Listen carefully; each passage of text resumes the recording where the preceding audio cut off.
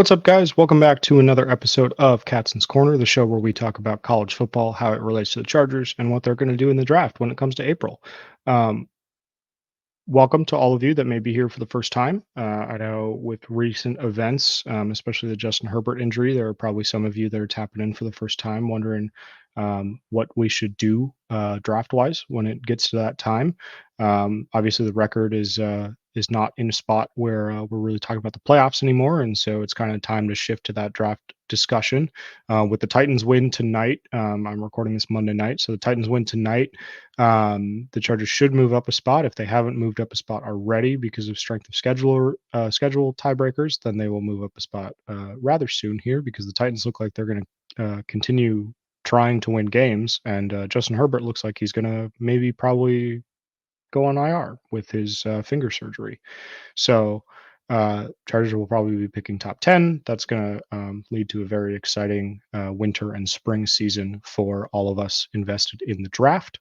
And that's me. That's why I'm here. Um, Before we get started with our guys this week, make sure you guys do all the YouTube stuff. Subscribe to the channel, click the notification bell. Make sure you get all the episodes from me and Alex with bolt breakdowns, and Arjun with his analytics, Steven and Tyler with the flagship show, obviously. Go over to the Chargers channel. Make sure you subscribe over there to get Steven and Tyler's episodes, as well as all the other content that the Chargers social team is doing.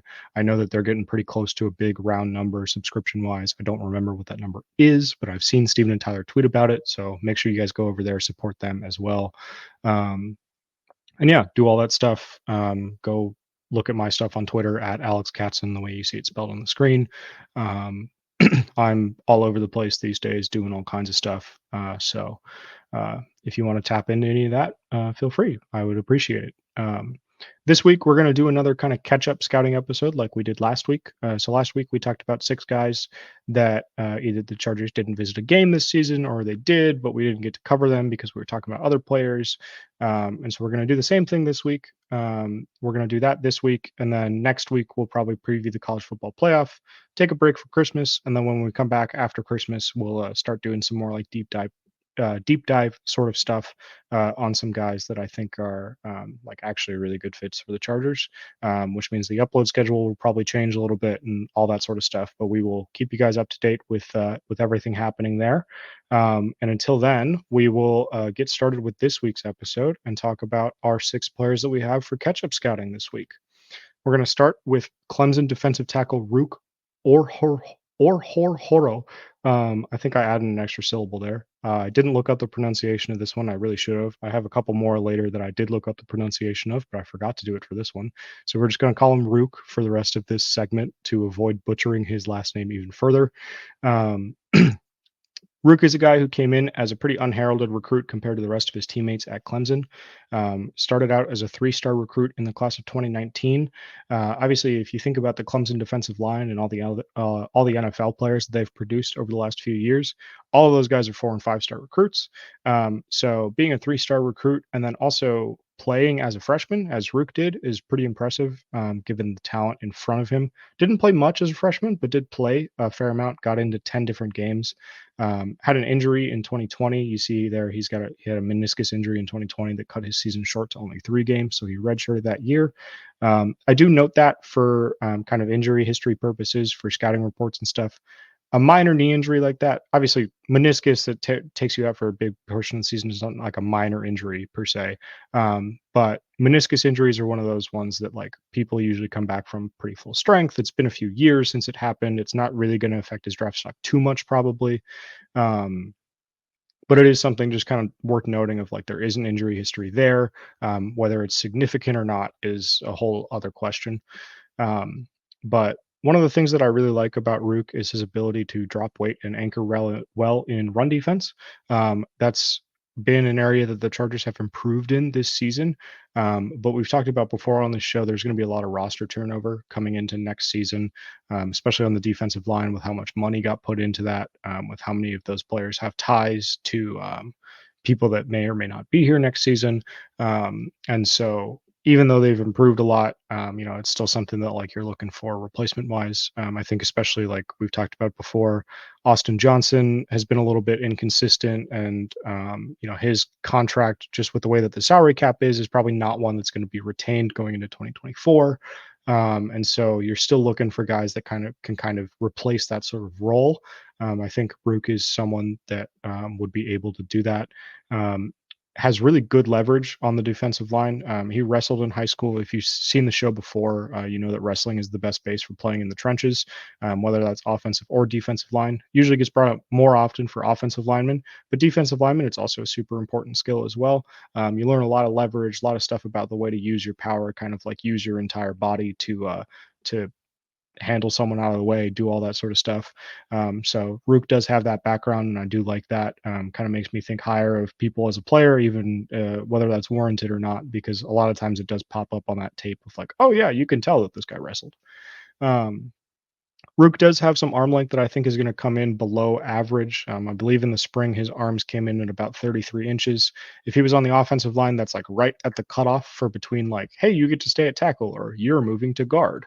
On the defensive line, it ends up just being like kind of short for a defensive tackle. If you think about like in the NFL, you see a bunch of these guys in the middle of piles and in the middle of these scrums at the line of scrimmage that like running back takes a handoff up the middle and then like a guy kind of swallows him even though he's being blocked because they just have this wingspan to reach out and grab a guy with one arm and kind of like take all three of them to the ground together. Rook isn't going to be a guy that does that really. He just doesn't really have the range for it. It'd have to be a guy that's like right up on his blocker, right up on him. And so don't expect anything like that from him. But I do think that he's generally a pretty solid run defender. Does have some inconsistent usage with his hands. He is a powerful player, but I do want to see him just get a little bit more consistent with that hand usage, because when he hits, he pushes guys out of the way and it's a really disruptive play. But when he misses, it kind of takes him out of the play and leads to some like down to down inconsistency. And so you do want to see that improve a little bit. Um, I know that there are a lot of people that like him and think that he's going to, get towards like back half of the first round consideration. I know there's a couple people that have said that like they like him more than Brian Brzee last year, who went in the first round. I think that's a little bit rich for me. I kind of see him as more of like a second or third round player, kind of like right on that fringe of like 2, 3. I think that he probably ends up going in the second. He's going to be at the Senior Bowl in Mobile, so he'll get a lot of exposure. That's usually a pretty good sign for your NFL draft stock. Um, I think he's probably going to end up being like a second roundish player, but he's someone where if he starts to slip a little bit and it gets kind of towards the top of the third round where the Chargers are coming up to pick again, I think that he's someone definitely worth considering, because once you get past the first couple rounds with as many needs as the Chargers have, you kind of just want to go BPA at this point before we know how free agency shakes out and everything like that. Obviously, the needs will change a little bit with that.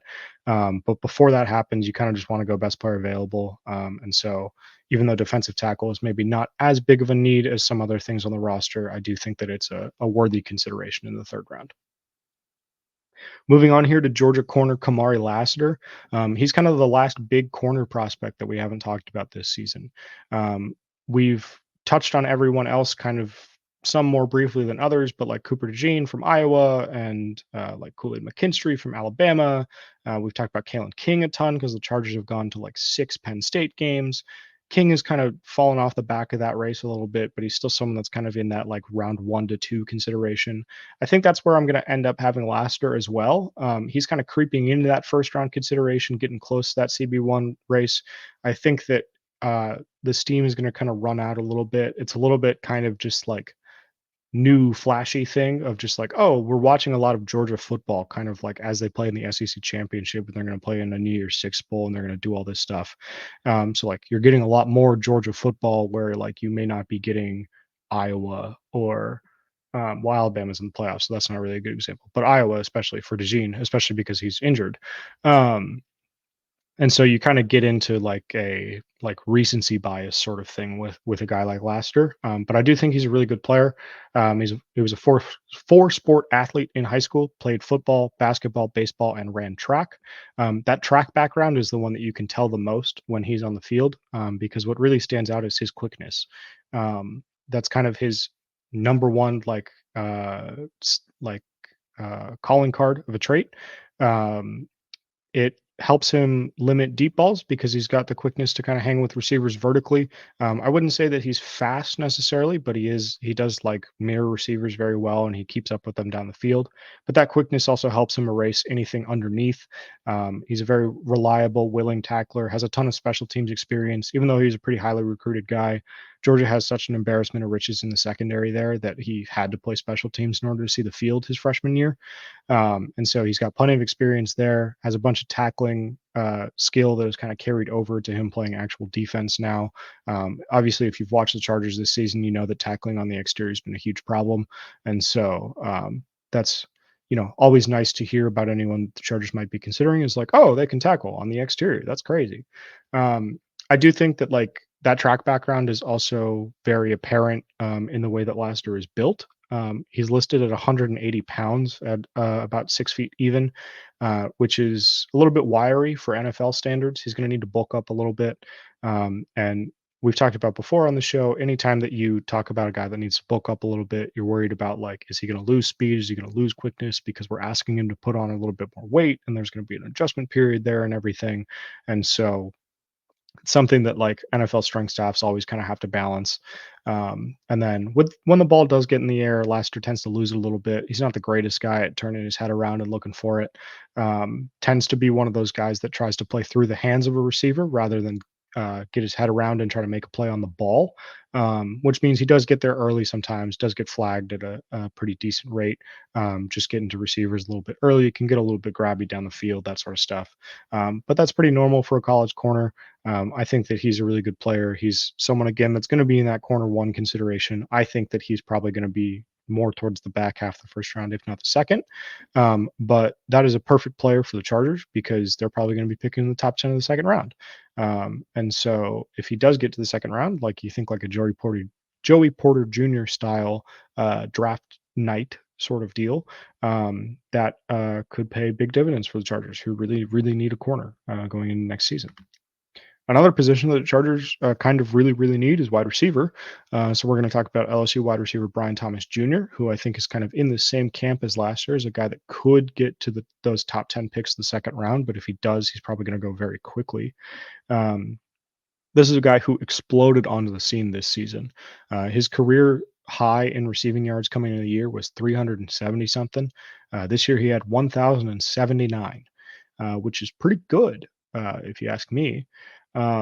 Played more of a true X role for LSU this season. Obviously, with Malik Neighbors on the team, he's kind of doing a lot more of that moving around stuff, getting a lot more of those yak opportunities. But Thomas is 6'4". He's got big, sure hands, a big catch radius, so kind of better equipped to play that X role. Obviously, those two things, big catch radius, sure hands, like doesn't drop the ball very much. Music to Chargers fans' ears. If you watch the last couple of weeks of Chargers football, that's been a big problem for the receivers that they've been trotting out there. So that's always a very nice thing to hear. I also think that Thomas is a really nice route runner. He gets a lot of gets good hip sync for a guy that's 6'4". And gets in and out of his cuts really quickly. You'll see him create a lot of separation on a lot of in-breaking routes that way, where he's got very efficient footwork, and like I said, has that hip sync to kind of like fool defenders into certain things, and will get in and out of those breaks real fast. Kind of his main way that he creates separation isn't going to be a guy that like burns you down the field. He does get a little bit too caught up in hand fighting at the line of scrimmage. I kind of compare this to boxing, where like if you're a wide receiver and you're lined up in press coverage on the line of scrimmage, you want to be a knockout puncher. You want to be a guy like you want to hit them with one punch, get them out of the way, and get on with your route. Thomas is a little bit more content to be like a jab counterpunch sort of guy, where like he'll throw his hand out there and then like wait for the corner to kind of react and respond, and then like react to what the corner does, and then kind of like get into this back and forth and then get on with his route. That's one of those things that works in college but doesn't really work in the NFL because time to throw drops pretty drastically once you get into the pros. So you need those routes to be on time, on target every single time, no matter how deep the route is, right?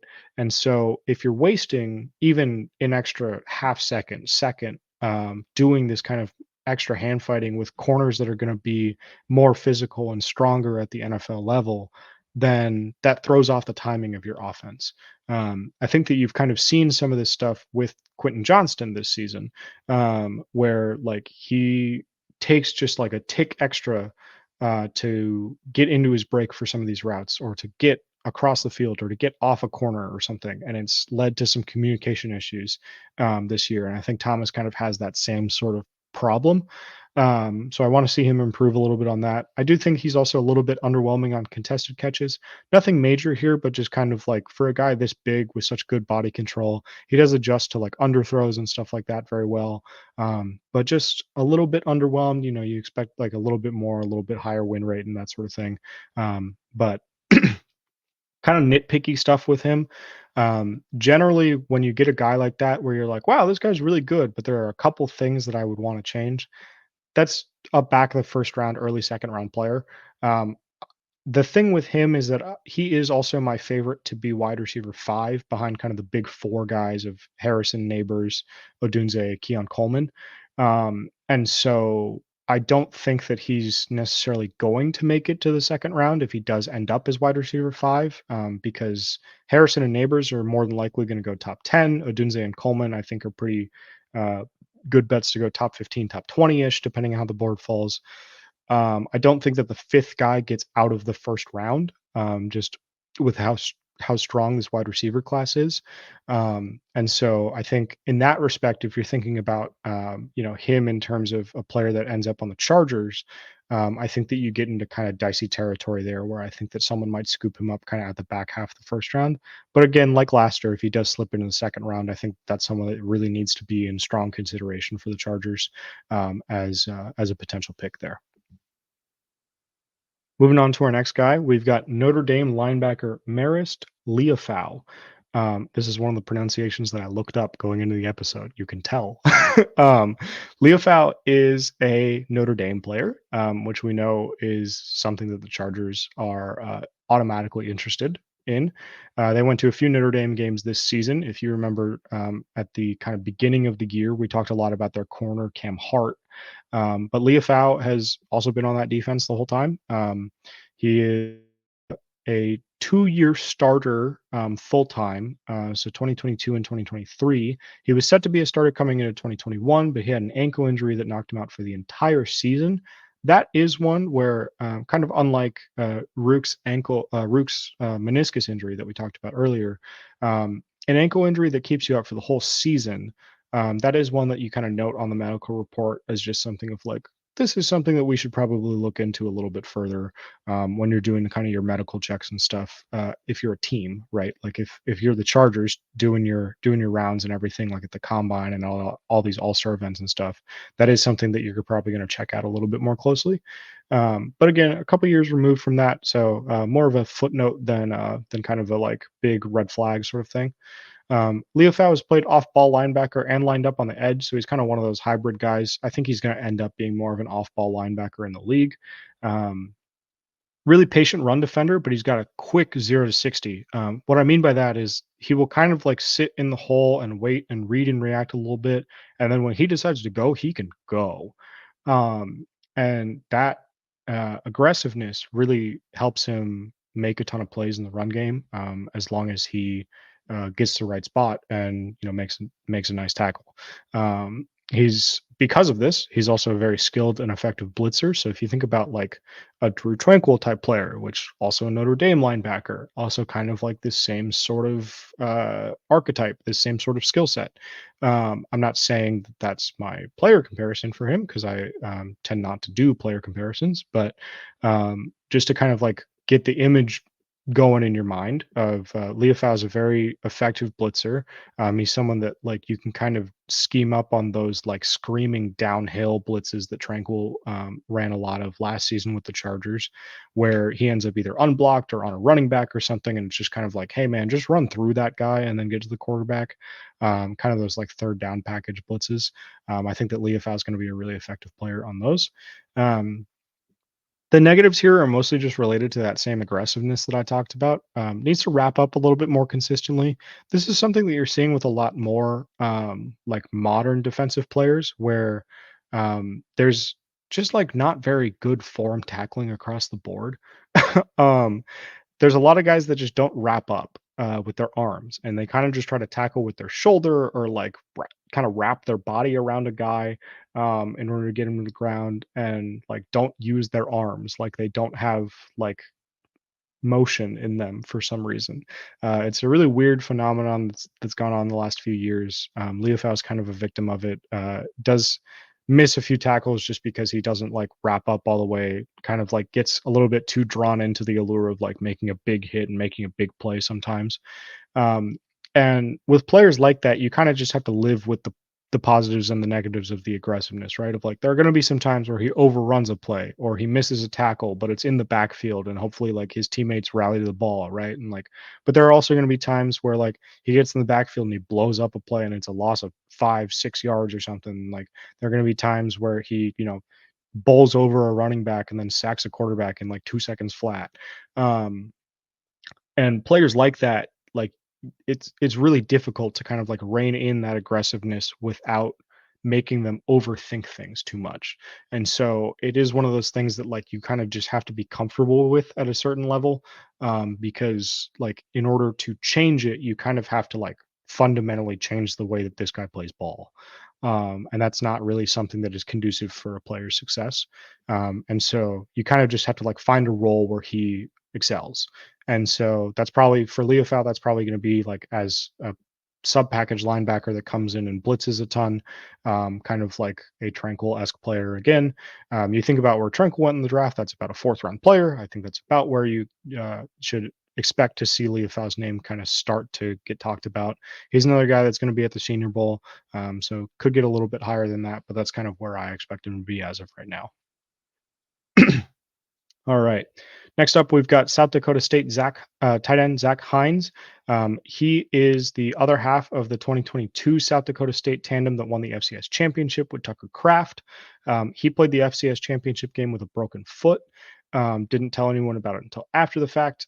So he's one of those classic FCS like corn-fed guys that just like plays through everything and is impossible to tackle, is impossible to do anything to. He's just like made of steel.